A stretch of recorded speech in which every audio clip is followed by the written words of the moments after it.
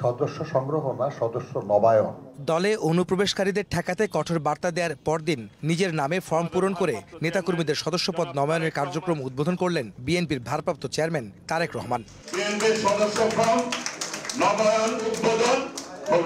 গুলশানে বিএনপি চেয়ারপারসনের কার্যালয়ে এই কার্যক্রমের সভাপতিত্ব করেন দলের মহাসচিব মির্জা ফখরুল ইসলাম আলমগীর। দলীয় নেতাকর্মীদের স্লোগান নির্ভর রাজনীতিতে ক্ষোভ জানিয়ে বলেন, বুদ্ধিবৃত্তিক রাজনীতির চর্চা না হলে রাষ্ট্র মেরামত সম্ভব নয়। রাজনৈতিক কর্মীর মুখ থেকে এই ধরনের স্লোগান আসা উচিত নয়। সেখানে কত বড় ব্যাংক্রাপসি, একটা দেউলিয়াপনা হতে থাকে রাজনীতি, সেটা বোঝা যায়। এই প্রতিযোগিতা কিন্তু স্লোগান দেওয়ার প্রতিযোগিতা নয়, মেধার এবং বুদ্ধির প্রতিযোগিতা। সোশ্যাল মিডিয়াতে কে কত ভালো লিখতে পারেন, কথা বলতে পারেন, তার প্রতিযোগিতা। তারেক রহমান বলেন, গুম খুন নির্যাতনের পরও দমে যায়নি বিএনপি। মেধাবীদের নিয়ে দলকে আবারও সংগঠিত করে রাষ্ট্র মেরামতের উদ্যোগ নিতে হবে। গুম খুনের পরেও, শত অত্যাচার নির্যাতনের পরেও আমরা দমে যাইনি।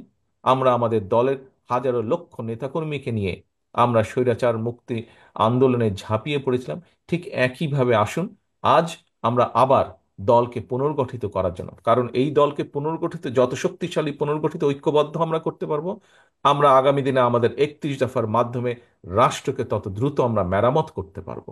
এদিন সকালে বিএনপির প্রতিষ্ঠাতা ও সাবেক রাষ্ট্রপতি জিয়াউর রহমানের 89তম জন্মবার্ষিকী উপলক্ষে ডক্টর অ্যাসোসিয়েশন অব বাংলাদেশ ড্যাবের আলোচনা সভায় যোগ দেন বিএনপির স্থায়ী কমিটির সদস্য ডক্টর খন্দকার মোশাররফ হোসেন। অন্তর্বর্তী সরকারের উদ্দেশ্যে তিনি বলেন, সম্মানের সঙ্গে বিদায় নিতে চাইলে দ্রুত ভোট দিতে হবে।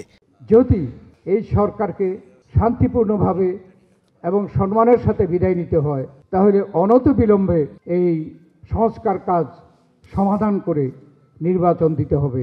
এদিকে জিয়াউর রহমান ফাউন্ডেশনের উদ্যোগে ঢাকা বিশ্ববিদ্যালয়ে বৃক্ষরোপণ কর্মসূচিতে অংশ নিয়ে বিএনপির সিনিয়র যুগ্ম মহাসচিব রুহুল কবির রিজভী বলেন, ভারত ফ্যাসিবাদের কেন্দ্রীয় কার্যালয় হয়ে উঠেছে, সেখান থেকে ষড়যন্ত্র করে যাচ্ছেন শেখ হাসিনা।